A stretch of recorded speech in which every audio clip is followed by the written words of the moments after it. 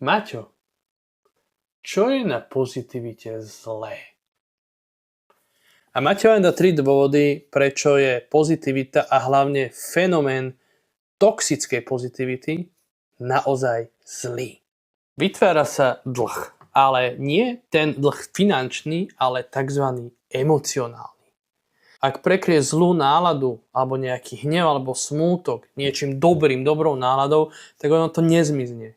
Ono sa to uloží a v tej najnevhodnejšej chvíli príde úzkosť, vyhoretie alebo fyzická bolesť. Posledný a tretí dôvod je, že to vedie k sebaobviňovaniu.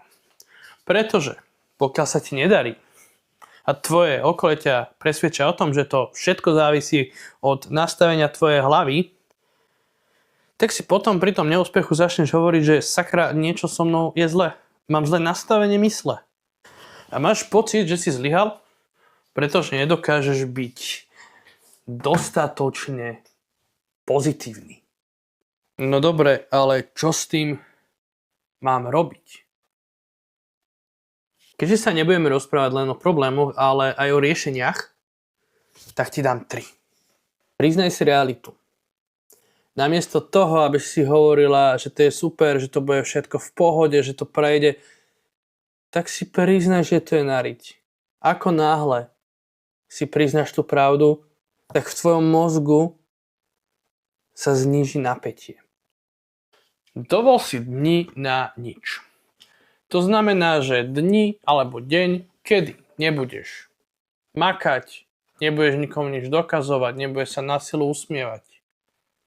Keď budeš cítiť hnev, tak ho prejav, hlavne do nikoho nehať sklenené poháre, ale keď tú emóciu príjmeš, keď príjmeš to, čo cítiš, tak ono to odíde oveľa skôr, ako vtedy, keď to budeš potláčať. Ak máš nejaký problém, tak ti určite nepomôže nejaký citát, či už na stene, alebo od nejakého motivovaného kolegu, ale pomôže ti jeden malý krok. Poviem ti niečo, čo si možno netušila, ale na to, aby si urobila to, čo je dôležité, sa nepotrebuješ cítiť dobre, kľudne sa môže cítiť aj pod psa. Dôležité je, aby si urobila nejaký malý krok zlepšeniu. A na záver mám pre teba otázku. Myslíš, že takáto toxická pozitivita a fenomén ničí ľudí a ničí ľudskú psychiku? Ja si myslím, že áno. Ale napíš mi svoj názor.